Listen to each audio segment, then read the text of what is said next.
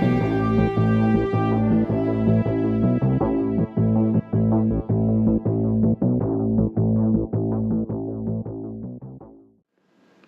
afternoon. It's Friday, the 29th of July, 2016, just after 1 o'clock. Welcome to UK Column News. I'm your host, Brian Gerrish. With me in the studio, Mike Robinson. We'll also be joined by live video Skype link by David Scott. He'll be reporting from north of the border with northern exposure. Well, just to say that the weather in Plymouth is overcast, threatening clouds. I think we're going to get a bit of rain. Pretty classic July, and we're going to leave the weather there.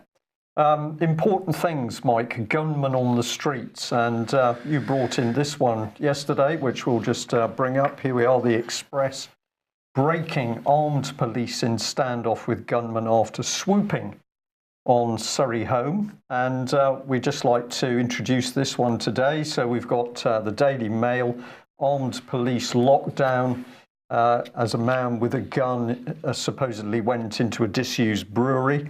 And it's the comments that interest us. We've got a Stephen Younger. He could be anywhere. This is so disturbing. Unfortunately, it's the way of the world these days. You're not safe anywhere. And Georgia Fletcher, who works at the same factory, said, it's normally quiet here. To have a gunman on the loose is worrying and scary. So everything is to do with scariness, but these stories don't appear to be going anywhere. We haven't got a satisfactory end to this. Was this actually a gunman? Was it somebody carrying a gun? Did the person exist? I'm going to say that these two things were probably drills which have been put in the media and exaggerated somewhat. Right. But we may be coming onto this a little bit more later on. Okay. To reinforce this point. So this is the fear factor being ramped up, and of course, what do we need to protect us? We need more police, more police with guns and more tasers on the streets. Apparently, well, if you want something very scary or not, look away now, because the subject is the IMF, and this one has had a little bit of debate inside the UK column offices this morning. We've got. The IMF admits a disastrous love affair with the euro, and it apologises for the immolation of Greece. So apparently the International Monetary Fund's top staff have misled their own board, made a series of calamitous misjudgments in Greece, become euphoric cheerleaders for the euro project, ignored warning signs of an impending crisis, and collectively failed to grasp an elemental concept of currency theory. I'm just going to add to that, of course, there's no worries, because as Common Purpose tells its future leaders, mistakes are normal, everybody make them, and I think we should just learn from this, Mike, do you think? No, they won't learn from them. They haven't learned from any mistakes they've made over the last 20 or 30, 40 years. They're not going to learn from this. They fully intended to destroy Greece. And they've done a good job. Yes. David, have you any thoughts on this? Well, the IMF are wrong about everything. That's the defining characteristic. They are unable to forecast anything. They didn't see the recent crisis coming, right up to the very, very eve of the 2007-2008 crash. They were saying that everything was fine, the world economy was in robust health, it was party time. So they have zero ability to forecast problems, because they have zero ability to actually understand the economy. They're basing all of the decisions on essentially fraud. Indeed. Okay, well, look, let's move on to, I suppose, the main story of today, which is the named person scheme. And of course, we mentioned yesterday the Supreme Court ruling on this, and we pointed out that the Supreme Court had particularly focused on the information sharing powers, not within the legislative competence of the Scottish Parliament. But David, you asked us just to point out a couple of other quotes from the judgment. The first thing is that a totalitarian regime tries to do is to get at the children, to distance them from the subversive, varied influence of their families, and to doctrinate them in the ruler's view of the world. That was a pretty stark comment by the judges. It was indeed, and this is the part of the judgment that dare not speak its name in government circles. It goes on.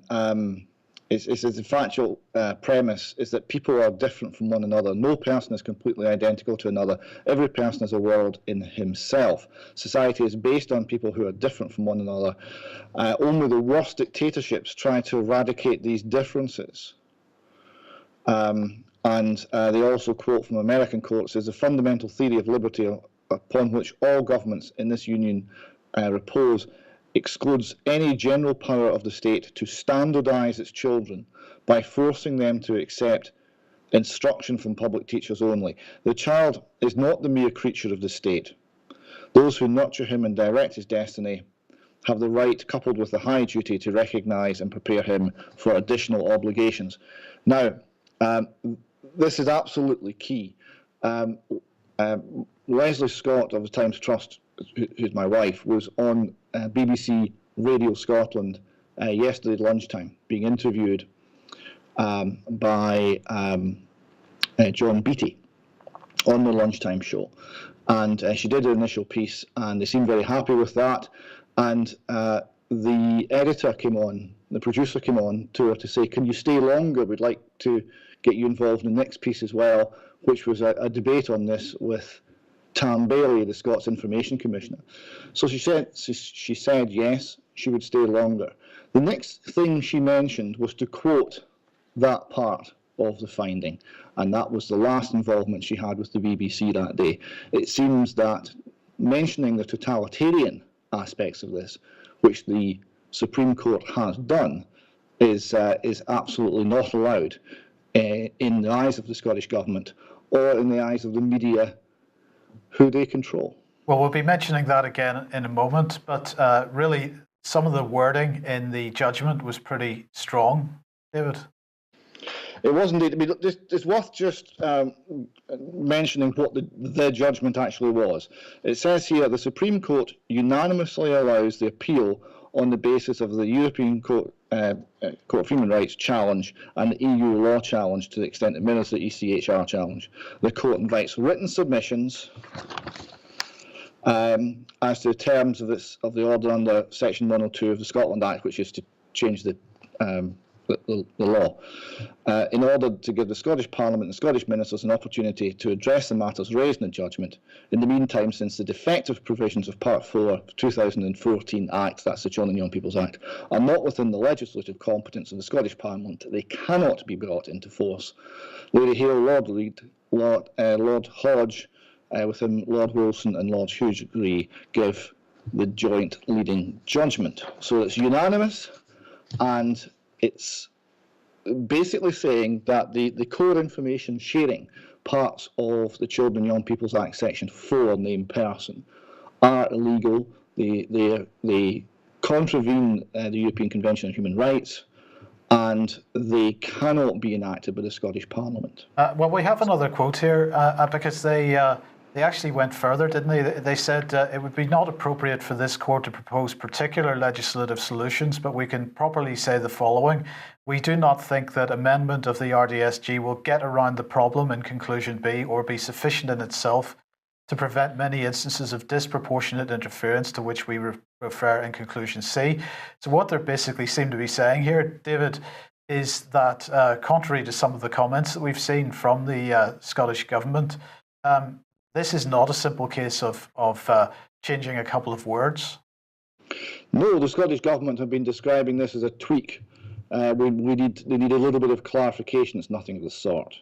What this requires is new legislation, which changes the original act. Altering the guidance will not do. The court's been quite clear on that. And as you go into the depth of the judgment, you find other things.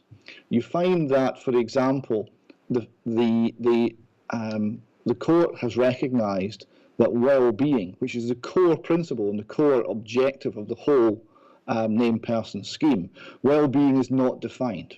Now, we've been arguing this for years. A Conservative member in the Scottish Parliament stood up and asked the SNP minister making a speech, for a definition of well-being, and he was told that he was being essentially offensive. How dare he make such an intervention? He needs to go and have a good look at himself. That's what he was told. Well, no one's saying that to the Supreme Court. It's quite clear that all the people arguing against the scheme have been right, in that there is no definition of well-being. It means happiness, it means anything, it means everything, it means nothing, it means whatever the state wants it to mean. Now, they're going to have to either change entirely how they're approaching this section of the Act, or they're going to have to come up with a definition of well-being, which obviously they can't do. The court also saw that the Shinari indicators were vague in the extreme and did not constitute any sort of definition. And when you look at what the named person scheme is actually about, and the named person scheme is about state control of parenting. It's about essentially nationalising parenting. It's about making it possible for the state to improve the citizenry by getting control of the next generation and making sure that they think and respond in the appropriate ways. It's that degree of control. It comes from the practical utopianism of Owen and Hugh Lanark. It comes from discredited ideas of state utopian socialism. It comes from a lot of places which are all tied up with communitarian and communist ideas of how society should be. This is where the ideas originate. And they are completely contrary to liberty and completely contrary to human thriving. And the Supreme Court has seen that, where sadly the Scottish courts had too small a perspective to see that, and they have struck it down. Okay, well let's have a brief look at what the media was up to. Initially, most of the media coverage I saw of this was really a bit like the Scottish Daily Mail here, saying named and shamed, and the Scotsman saying court rules against Scottish government's named person policy. The National, you might not be surprising, perhaps, that they said work still to be done with that. Then we had the Herald front page today saying that legal action may be coming for local authorities over the named person scheme. But then we also saw stories changing. So Supreme Court rules against named person scheme according to the BBC, but at the same time, named person will still be introduced. And also the Press and Journal, Supreme Court blocks named person scheme, branding elements unlawful, when they had originally said, well, they'd used the totalitarian word. And in fact, if you look at although they've changed the headline on this story, if you look at the URL for this article on the Press and Journal website, it still contains the word totalitarian. So they've backtracked here somewhat. So there seems to be a bit of a difference in approach by the mainstream media here, David. Yes, there does. Now, when the BBC first came out with the perfectly accurate headline that the named person has been ruled unlawful, an SNP insider tweeted out that this headline was inaccurate and the BBC would have to change it and apologise.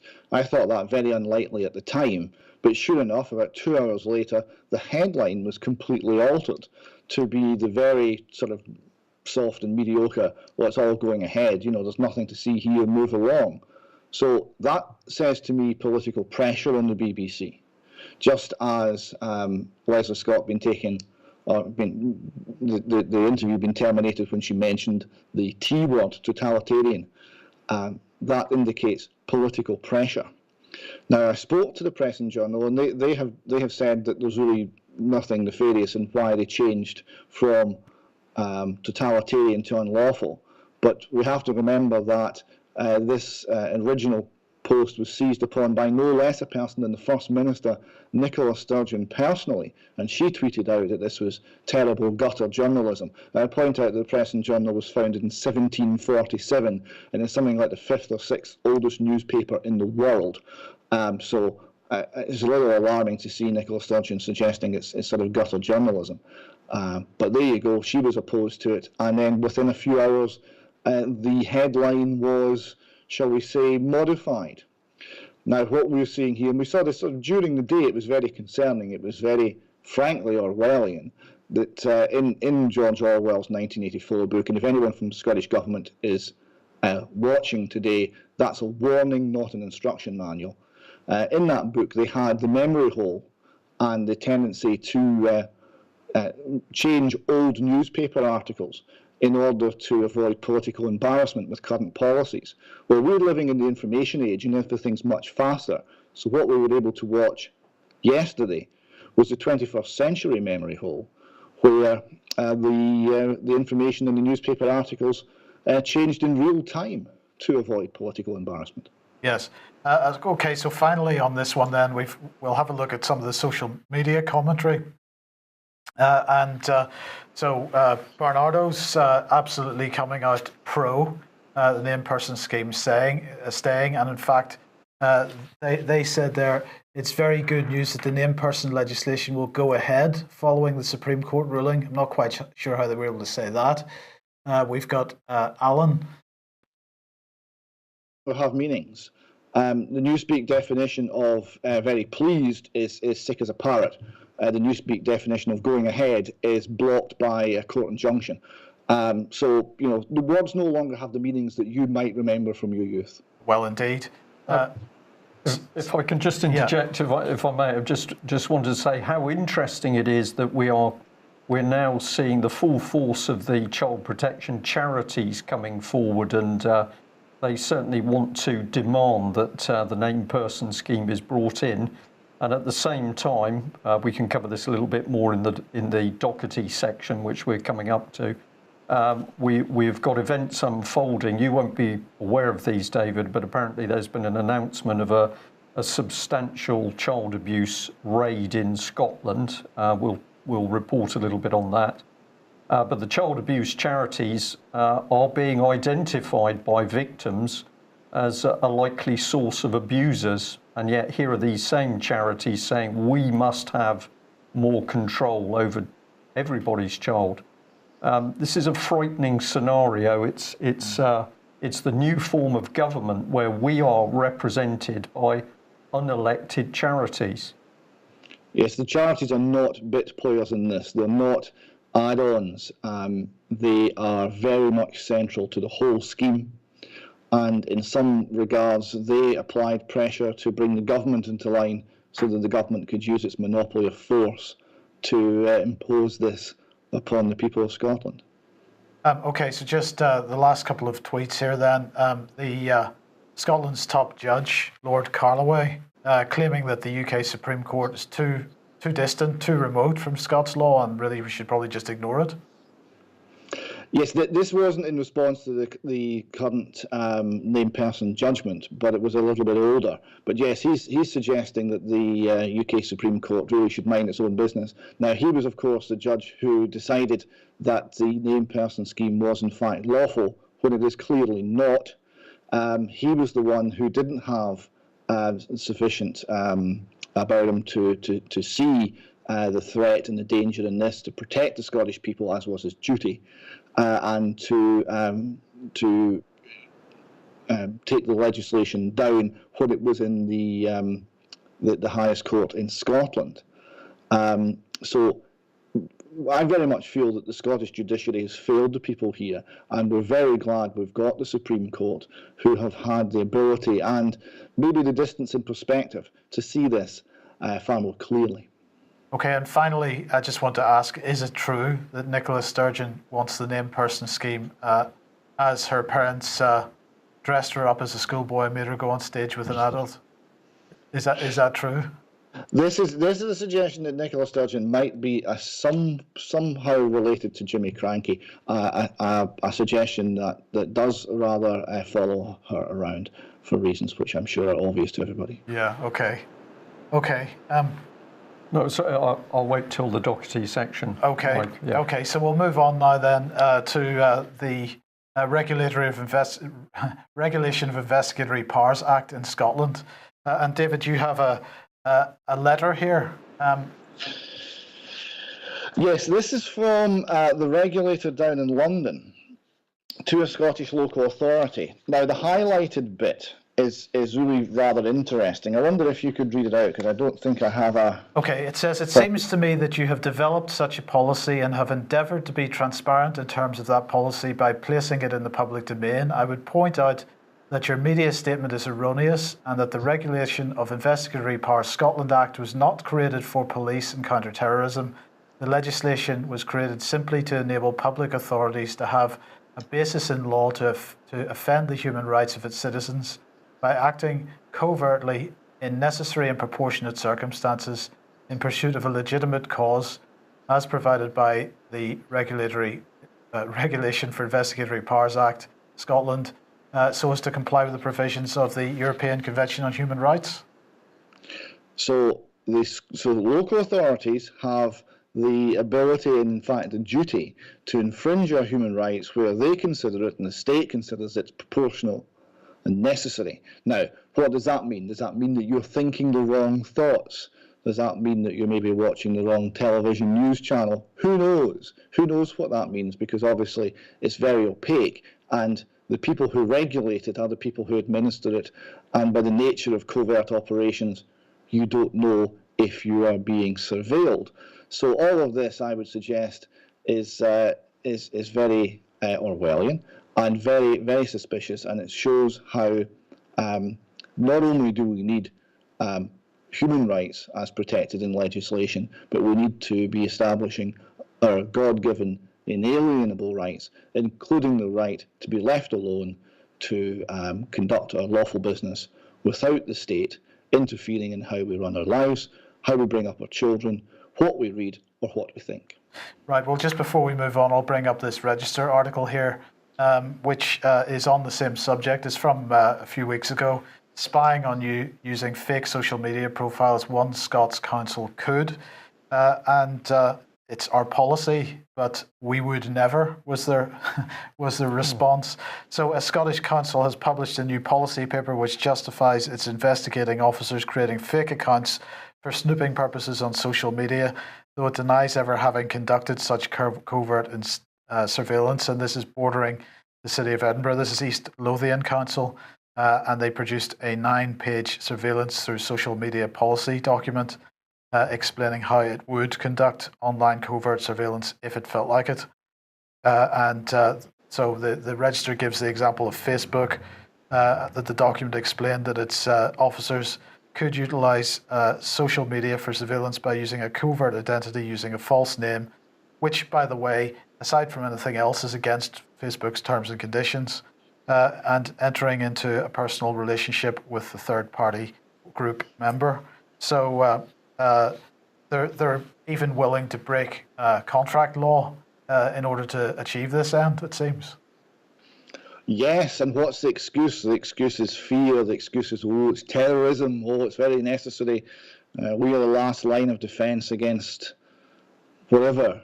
It doesn't actually matter what the fear is. Right? It doesn't matter, Mike, which fear you buy, as long as you see the state, the government, the council, the whatever regulator it is, as the saviour from that fear.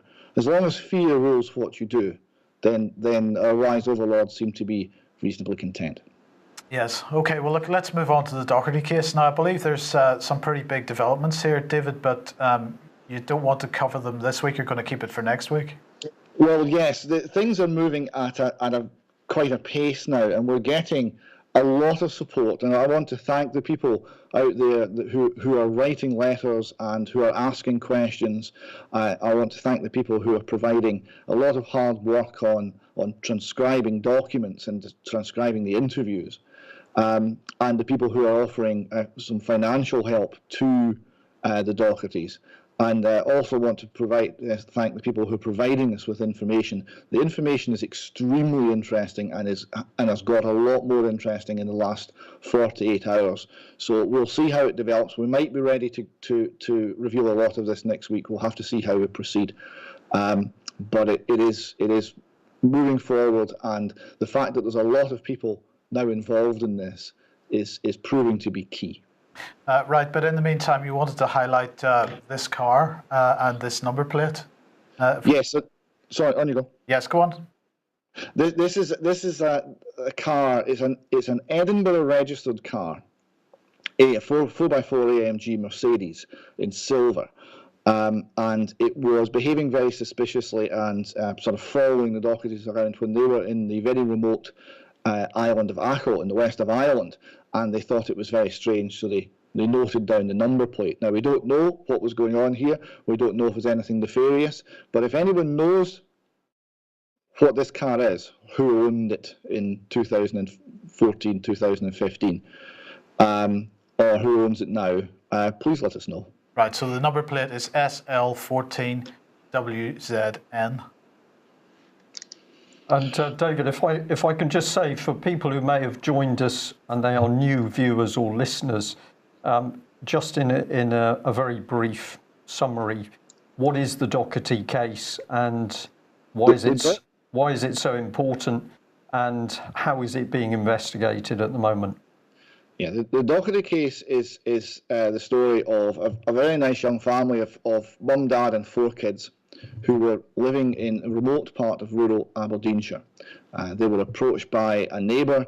They hadn't been there very long. Neighbour they didn't know well, who offered them £25,000 for access to their disabled son, and was extremely insistent that he would have that access, and they could not say no to him.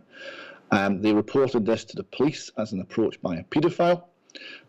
Within 24 hours, the police had decided there was no problem, and they were trying to persuade the Dochertys that there was nothing to be concerned about. Within 1 month, not only had social services come to investigate the Dochertys children, and the relationship and schooling of those children, but the investigation had got sufficiently concerning that the Dochertys went to have a break in Ireland and to appeal to Nicola Sturgeon and other political leaders to do something about what they felt was corruption, as a paedophile was being protected by the various organisations of the state, which seem to have been set upon this family. Now, in Ireland, they had their children subsequently seized on 2 occasions by social services, police and armed police. On the first occasion, the judge threw the entire case out and had the children returned to the family, and instructed that the information coming from Scotland, which seemed to be generating this, should not follow this family around. Those instructions were not followed, and there was a subsequent seizure of the children, and the violent seizure of the children.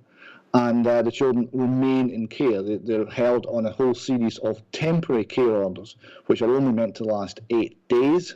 And the children have not been with their parents now in some 7 months.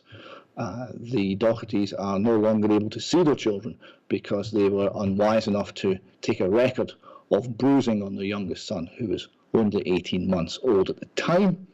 And this was regarded by the social services in Ireland as evidence of poor mental health.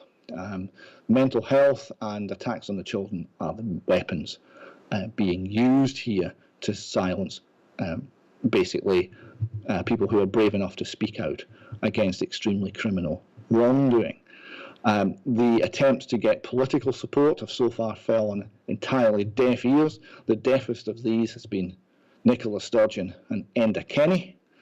And what we are doing about it is we're running an open source investigation.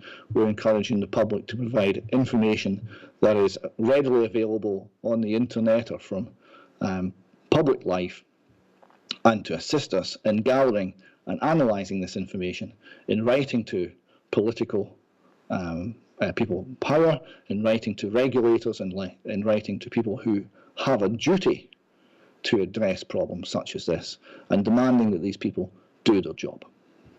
David, thank you very much for that. And I'd just like to say a public thank you to those inside Police Scotland who've decided that the time has come to speak out. Recently retired or still serving, I'm not too sure, but there is no doubt that inside Police Scotland officers are beginning to consider which side of the line they're going to be on, which is basically for truth and the law or the protection of colleagues who are involved in the abuse of children. That's about all I can say on that one, but I think it's an important point. And then just the update. We've had a report while we've been talking in this news programme that Scottish police have announced Operation Latisse, if I pronounce that correctly. They're saying that some 500 children in Scotland have been at risk of online abuse, but they're also talking about rape, indecent images of children and the sharing of those images, as well as child abuse grooming. And apparently 77 people have been charged. So what a fascinating situation that the police are trying to make the public believe that they are doing the right thing when paedophiles are reported, except in the case of the DOCHERTYS, where the innocent family is penalised for simply speaking out about what's happening. And of course, other cases such as Holly Gregg as well. Indeed.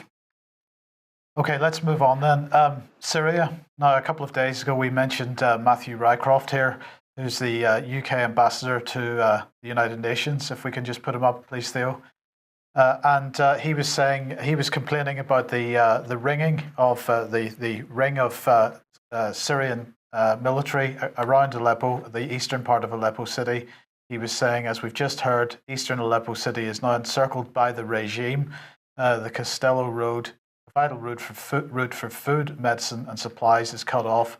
300,000 people are now effectively besieged. Yet another humanitarian catastrophe awaits. And last night on Radio 4's PM programme, this was one of the key messages which was being sent out, that this was another humanitarian disaster. They had an overextended interview with somebody from eastern Aleppo. But as the point that Vanessa Bailey, Patrick Henningsen and we have been making is that eastern Aleppo is where ISIS, al-Nusra and the terrorists are, where children are being beheaded. So, of course, much of the criticism of humanitarian disaster was being aimed at Assad and at Putin. So the Russians and the Syrian governments have totally outflanked this maneuver once again. And what they did was they created 4 safe corridors for people to leave the area. So anybody that was civilian or any opposition fighter who wanted to leave without their weapons could leave via one of 3 safe corridors, and a safe corridor was made available for the armed opposition, inverted commas, by that we mean terrorists, to leave. And so that situation continues, and people are starting to move away from the area at the moment. But it really, once again, completely outflanks the Western government agenda to try to demonize Russia and the Syrian government. Listen to a little bit of YouTube of President Putin talking last night. He was addressing quite a substantial group of media people. This has taken place in the last couple of weeks. He was talking off the cuff. He was talking about the danger that Russia sees in the advancement of NATO to the Russian borders. And I've got to say, Mike, it was so different from what we see from David Cameron speaking, or British politicians or the Americans. He didn't need notes. He didn't need any prompting. He was simply talking in great detail about the situation. And then you could almost see the frustration as he said to the journalists, why is it that you cannot see the danger that's being created here? There was some real passion behind it. And whatever we say about this man, there is a huge difference, it appears to me, between President Putin and the quality of the leaders that we've currently got in UK and the USA in particular. Yes. Now, getting back to the issue of the fear agenda that we discussed at the very beginning of the programme, Newsweek here saying, how long will the UK be spared an extremist attack? The United Kingdom threat level, they say, from international terrorism is currently set to severe. This means that the security and intelligence agencies believe that an attack is highly likely. And they say that basically, so far, the UK has been spared an attack, and they ask the question, or they say that it's difficult to know why this is the case. And of course, I would say, Brian, it's because we're being softened up by the media in preparation for it. And of course, it's not going to be an ISIS militant which does it. It's going to be somebody that's been groomed by perhaps the British security services. Absolutely. And here's a perfect example of how we're being softened up, because this is Martin Brunt. Now go to the Guido Fawkes website, orderorder.com, to have a look at this little piece of video, because it is fantastic. This is Martin Brunt on Sky News yesterday, and he visited a church, and he gave a little piece to camera outside the church. He walked into the church, and then it cut to him walking back out of the church. And he said, well, there were about 14 people worshipping in this church today, and there was a priest there. And then his next words were, if I were a terrorist, I could have killed them all. Remarkable. I could have killed them all, he said. And it is just spectacular journalism, quality journalism from Sky News. It is designed to instill fear that we can't even visit a church in the UK, because any church is a target. I also think, Mike, that of course we've got security now in mosques. We know that Christian preachers are dangerous, so this would be an ideal opportunity to say, well, actually, we're going to have some form of security system for churches, which will, of course, help people stay out, help people stay in. But the minimum is it will get the government into the churches, and that'll be a further control on any form of spirituality. Mm. Okay, economic news. This is the UK balance of payments, the Pink Book, the so-called Pink Book. It has just been released today, and it was pretty spectacular that I didn't see a single mainstream news article by the time we came on the programme on this subject. Normally, as soon as the Office for National Statistics publishes any statistics, the media is all over them, but for some reason they didn't want to cover this morning. So I wonder why. Could it be the words leading to a record deficit in the balance of payments? So we're looking at a £100 billion deficit in our balance of payments up till the end of 2015, largely due, according to the ONS, to UK earnings on assets overseas falling relative to the earnings of foreign investors in the UK. They say that in 2015, the UK recorded the largest current account deficit as a percentage of GDP among the G7 economies. So, David, this is a pretty spectacular situation. Not only that it's hardly being mentioned in the mainstream, but just the fact that we are in this position. Because if I believe what George Osborne had been telling me before he left his job, and what we've heard from Philip Hammond since, British economy is in sterling condition. Yes, and what's going on here? Because if you compare the British economy to the French economy, maybe not the German, but the French and many of the other economies in the West, we're almost maybe the best-looking horse in the glue factory. We're certainly we share the same problems, but we don't share them maybe in quite such a severe degree as some other economies. Now, why are we at the bottom of this particular list? Well, this is a monetary issue. We have been printing money. It's been called quantitative easing. It's been called open market operations by the Bank of England. It's been called a lot of things, but we're printing money. It has to go somewhere. It goes abroad, and we import goods, and ultimately the money has to come back into the UK and buy some sort of sterling denominated asset. I would suggest it might be government debt. Absolutely. So what's your prognosis? Well, what we've actually got here is evidence of inflation. That's what we're doing. We're inflating our currency. And we're artificially setting, the government is artificially setting it at par with other currencies which are not so inflated, and as a result there's huge cash outflows. The only solution here would be to stop printing money, would be to stop trying to manipulate the markets.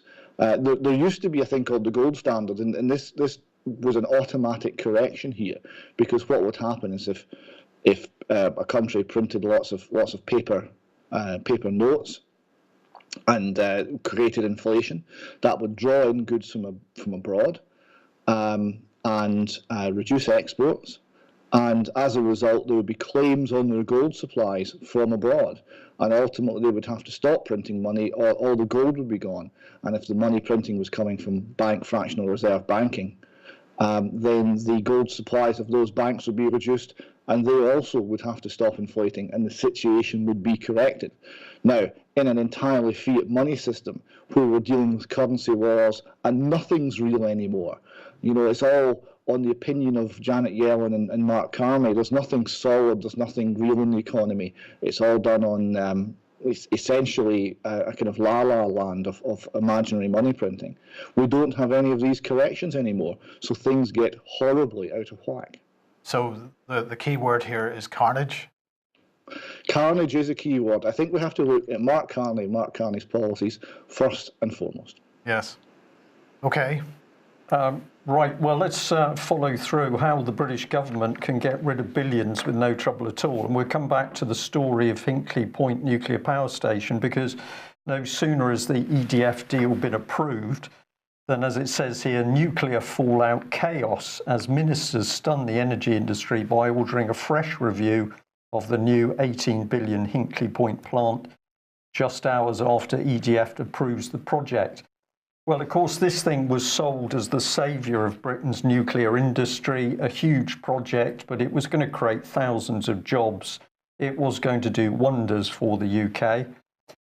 This is part of the agreement, of course. The government was so keen to see the deal going ahead that it agreed to pay a mere £92.50 per megawatt hour produced for the 35 years, and that's double the going rate. Absolutely, and we criticised this at the time, Brian, and what's really staggering about this is that EDF was still saying up until yesterday that they're concerned that this is going to bankrupt them, despite the fact that they're getting paid double.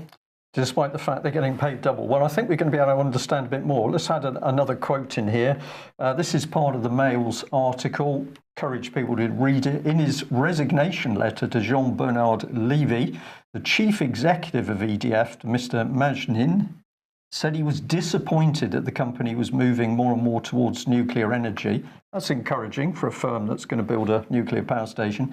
He also raised the possibility that the project could force EDF to go bankrupt, raising the prospect of the French government having to step in to rescue it, as it had another nuclear firm, Areva, earlier this year. So we get an interesting and important little prompt there, of course, because when we talk of EDF, we're really talking the French government. The French government owns 85% of EDF. So this is Britain's nuclear power industry being handed over to control of the French government, which at the moment is controlling France in a police state clampdown. Yep.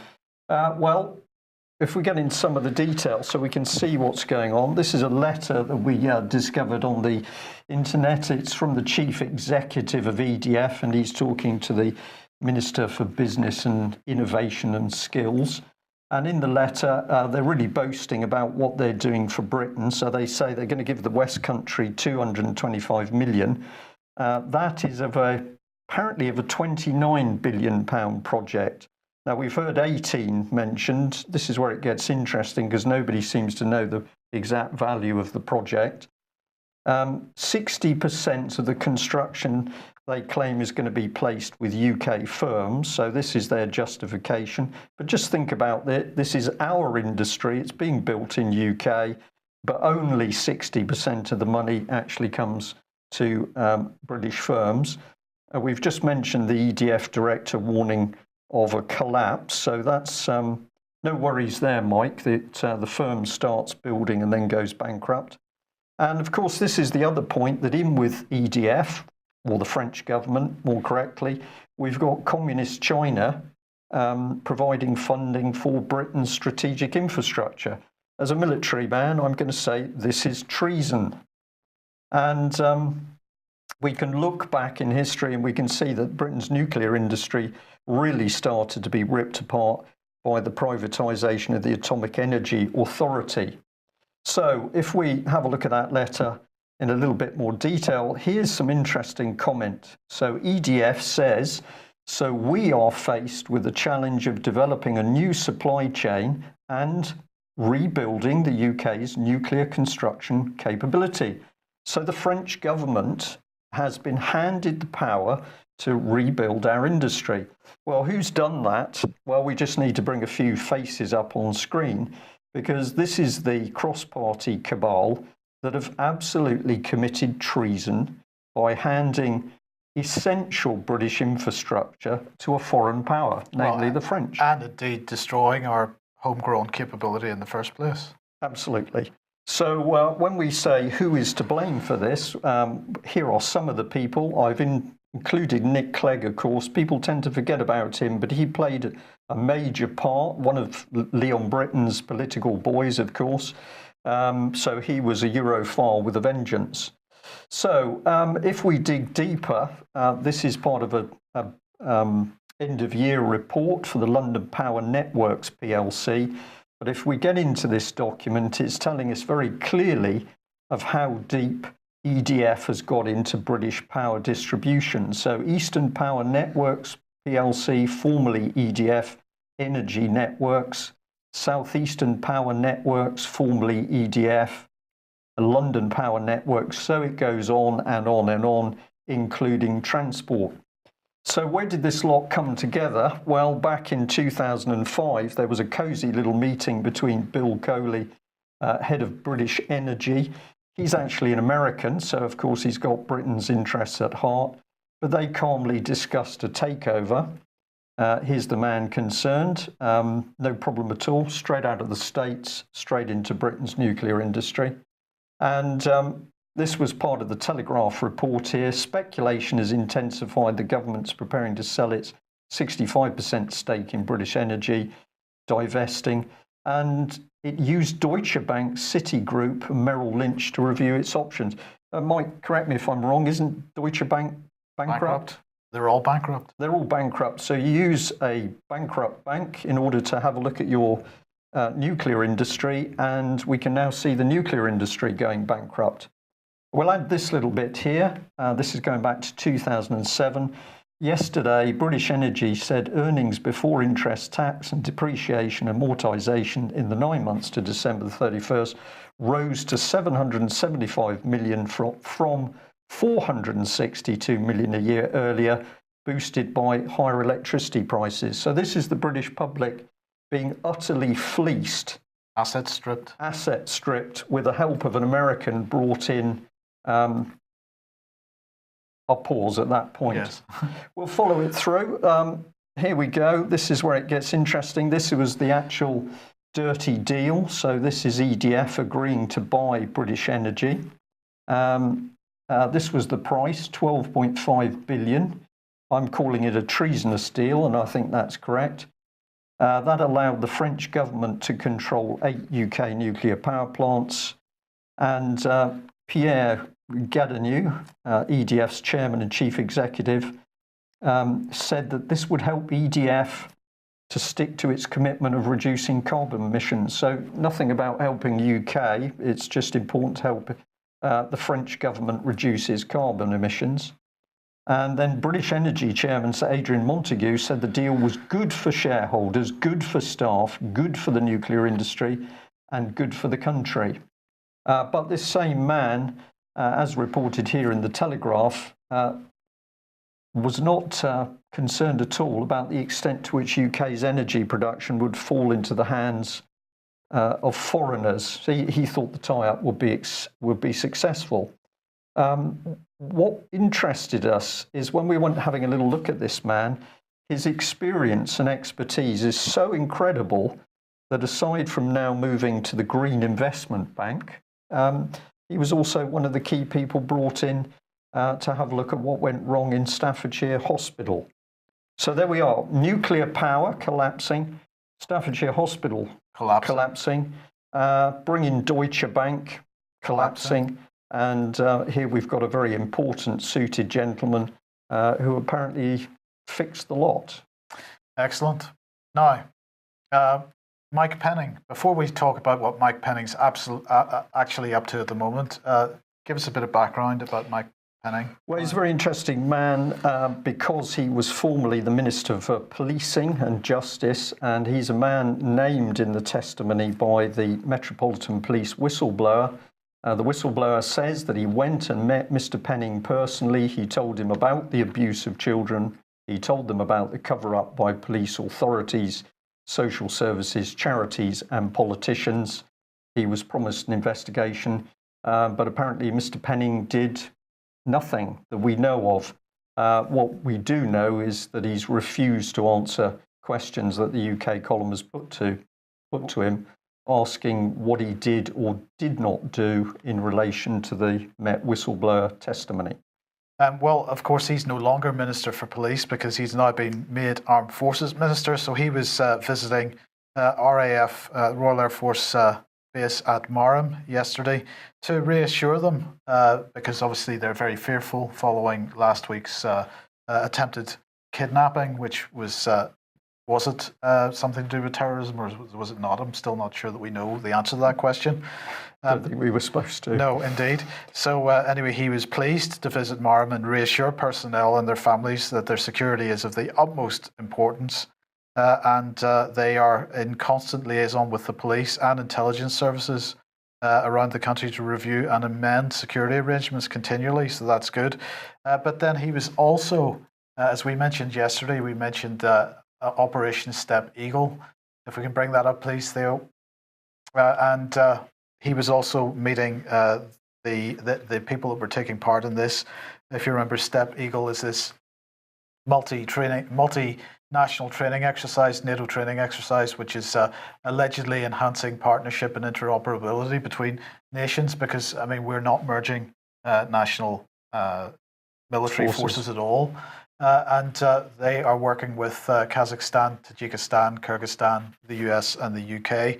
So Brigadier Martin Gamble was there as well, and he said Exercise Step Eagle is the cornerstone of UK-Kazakhstan defence engagement and is vital in assisting their development of a capable peacekeeping force that can be deployed to UN peacekeeping operations in the future. So that's really good, and it's taking place, he says, ahead of the London Peacekeeping Ministerial on the 8th of September, so we'll keep an eye on that one as well.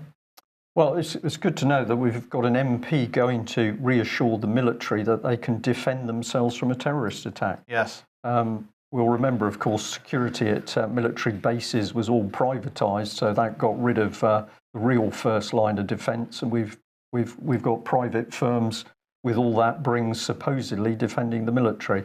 Yes. Okay, a couple of announcements. Apparently there is a protest taking place outside Number 10 this evening, 7 p.m. it begins, really demanding that the Brexit process is started immediately. Now, my understanding is that this is, at this point in time, quite a small protest, and there's some concern that there might be some agent provocateur groups turning up to this, but nonetheless, everybody's encouraged to go to that. And then finally, I just would like to give a very warm thanks to Derek. Derek will know who I'm speaking about, who gave us a fantastic donation yesterday. And thank you to everybody that's been helping us over the last few weeks. We have been asking for help, and that help is extremely important to us, but it's coming in many forms. And the 9 postal orders was something which we particularly remember, or it might have been 10, but anyway, it was a number of postal orders. And we're going to say thank you for the donations in whatever form they come. And we know some people can only afford to send us stamps. We're not particularly asking for stamps, but that's happened in the past. And it is a small way that people have been showing their appreciation. So thank you very much for those people who've made a donation. And we'll just say, as we are going to keep saying, if you are not on a subscription at the moment, perhaps you consider doing that, because this gives us stability of a regular income. And we would very much like to expand what we're doing, and we would like to be able to give more assistance to people who would like to get their stories out. But anyway, thank you very much for that. David, any last 20 seconds from your good self north of the border? I would just like to say a huge thank you to all of the good people and organisations and individuals involved in the No to Name Person campaign.